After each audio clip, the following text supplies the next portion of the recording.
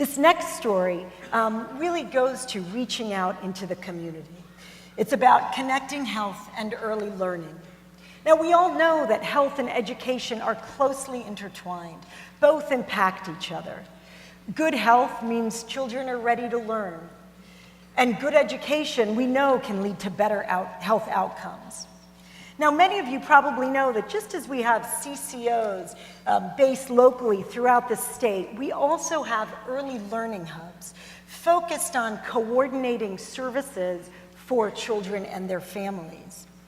Now, down in Yamhill County, which is the next story we're going to hear about, the CCO actually sponsored the application for the Early Learning Hub, knowing how important that collaboration and that partnership was. So we're going to hear about today how that's been working and how it all started. We have Suey Linzmeier, who's a member of the CCO board down in Yamhill. She's also co-chair of the Early Learning Council. And she'll tell us a bit about the CCO's thinking behind this decision to really get so close with the Early Learning Hub. Kyra Donovan, who's the other co-chair of the Early Learning Council, will share some of the emerging initiatives.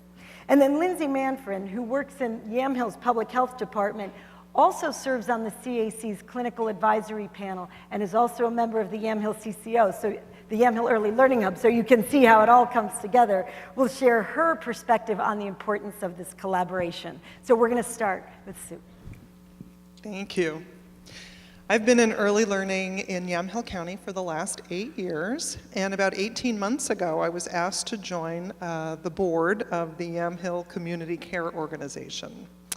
I am other than CAC members, I'm the only person on that board who doesn't have a direct connection to health. So it's been an interesting ride. I was chosen and actually asked to be a part of that group because I work primarily with children who are Medicaid eligible. And also at that time, our CCO's main, I guess 70% of their population that they were working with were children. So there was a real connection there for me to be a part of that group. It was also around that time that the YCCO began to have conversations about the parallels between our community's health systems and our education systems. And it was really because both of those systems in our community were beginning a new focus, which was strengthening outcomes for the neediest through collaboration, efficiencies, prevention, and intervention. Some community members, ourselves, we're already discussing some of those possibilities that could come from meshing early learning and YCCO activities because of our shared participants and also some of the conversations that were happening at the state level in early learning and in health systems.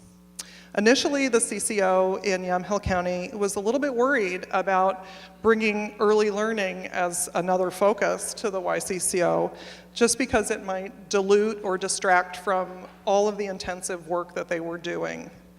One of the strongest concerns that I heard at that time when we were discussing should the group take on early learning was that the results of prevention and intervention in early childhood can take a very long time to see the outcomes of that, sometimes an entire childhood. And because the YCCO really had to demonstrate economic outcomes in a very short amount of time, we really wondered if those longer time frames for seeing effectiveness or change would really work for the YCCO. But we came to the realization that we had to think flexibly. We do a lot of that in Yamhill County. And we thought a little bit deeper and realized that we have that opportunity now to change habits for people with early experiences. And we know that those can hopefully have a lifelong impact on how people care for themselves and use the healthcare systems as adults. So we're hoping that we can start some of those practices with young children. I really believe that our community's interconnectedness allows us to see the possibilities for children and families for creating a healthier future in Yamhill County. And I think that by embracing the opportunity to explore connections and develop projects proactively between health and education worlds, we're beginning to strengthen our systems and support not only for Medicaid participants, but also for service providers, both in health and social services and education fields, and our community as a whole. Thank you.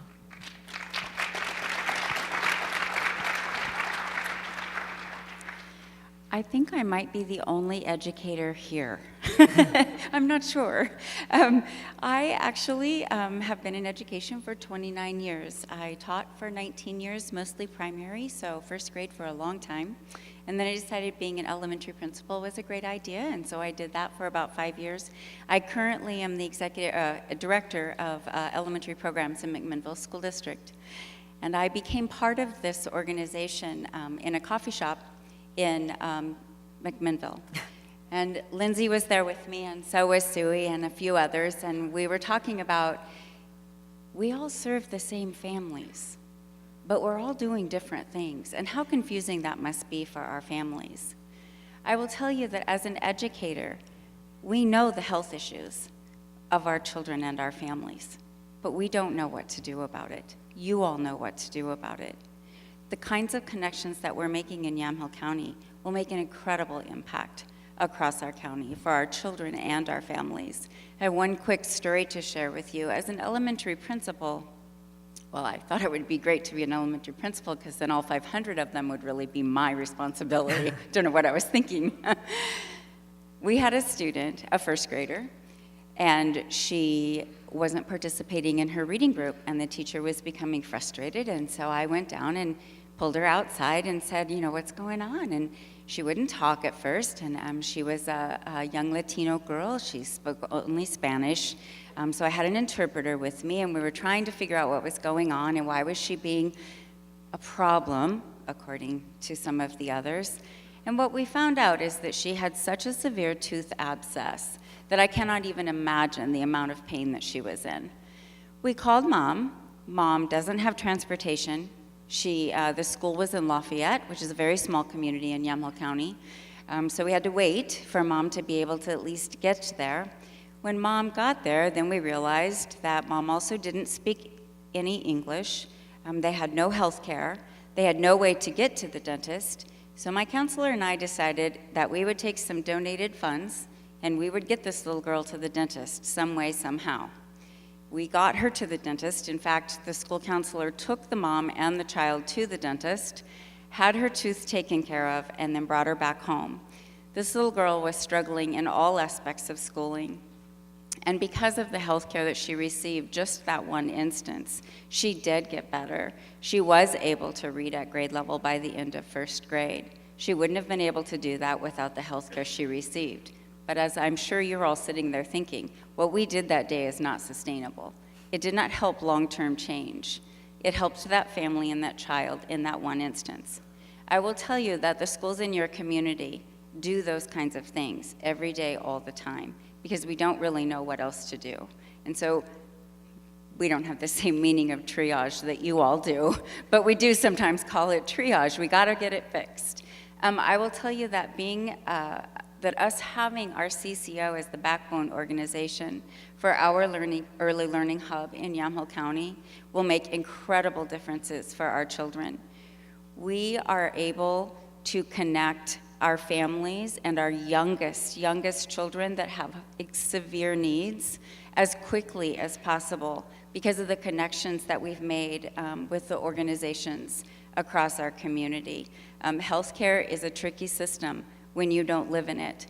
And to be able to have education and healthcare sitting at the same table has been an incredible experience for us, and we know it's going to produce outcomes for our children. Our ELC, our Early Learning Council, we have a pediatrician that sits on our council. As you heard before, Suey and I co-chair the council. Lindsay is part of that council. We also have a librarian. We have a local lawyer. We have all 7 school districts in our county are part of that early learning hub. I think that's fairly rare across our state as well. And we also serve Grand Ronde tribes, and we have a tribal member that's also part of that ELC, and that's just part of the organization. The things that we all bring to the table are very different, and that's what builds our collective capacity to make change happen in our community and to be able to sustain that change. Our state now is talking about an initiative called Age 3 to Grade 3 Literacy, and that our goal in education is that all students are reading at grade level by the end of grade 3. We know the research is very clear that if we can make that happen, that our children will be successful for the rest of their lives. Can't do that without you. So the partnership that we've been able to build in Yamhill County between early learning and K-12 systems and the health system, I really do believe is going to make that Age 3 to Grade 3 initiative come true. So I thank you for that.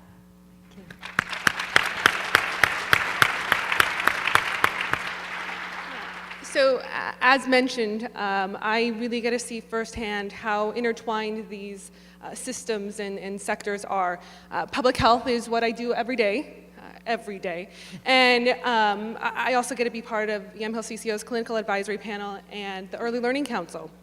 And as Kyra said, kids can't learn when they're not healthy. And when kids aren't learning and achieving academically, we know that their health is going to be affected long-term, well into adulthood. It's this terrible cycle that we need to break. And to break this cycle, we really need to be thinking about things on a community health and a population health level. That's what's going to get us the long-term and sustained change that we're all looking for, those long-term good health outcomes and that future reduction in costs. I'm going to share a story of something that we've done as the CCO and Hub that I think demonstrates some of this coordination effort. So one of the things our Early Learning Hub has done is create a universal referral system for many of our early childhood programs. And one of the things that's happened because of this system is a much more collaborative and much stronger communication between early learning providers, between the CCO, and with medical providers. So we received a referral into the system for a mom who had not engaged in prenatal care yet. And so we had a home visiting nurse go to her home and check in with her to see how things were going, and she found a number of things. She found the mom had tried to make prenatal appointments, but she couldn't because she didn't have insurance. She tried to get on OHP, but a number of system barriers had prevented her from doing so. She had 2 previous preterm births, one of which was a micropreemie. And at the time of the visit, the nurse checked her blood pressure, and it was dangerously high. And of course, the preeclampsia is what had caused the 2 previous preterm deliveries. So the nurse worked very quickly, and we were able to work through our partnerships with the CCO and get the mom on Oregon Health Plan and a prenatal visit the very next day. Last time I shared this story, I said I was really happy to report that mom was still pregnant and doing well. And today, I'm even happier to share that mom has delivered a very healthy 38-week little boy. And I just heard from the nurse today. She said the little guy and the mom are doing really great. So I'm so happy to hear that.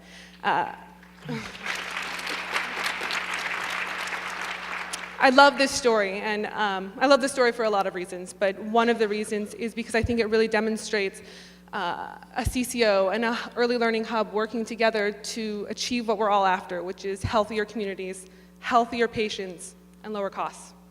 So, thank you. Thank you. Thank you so much.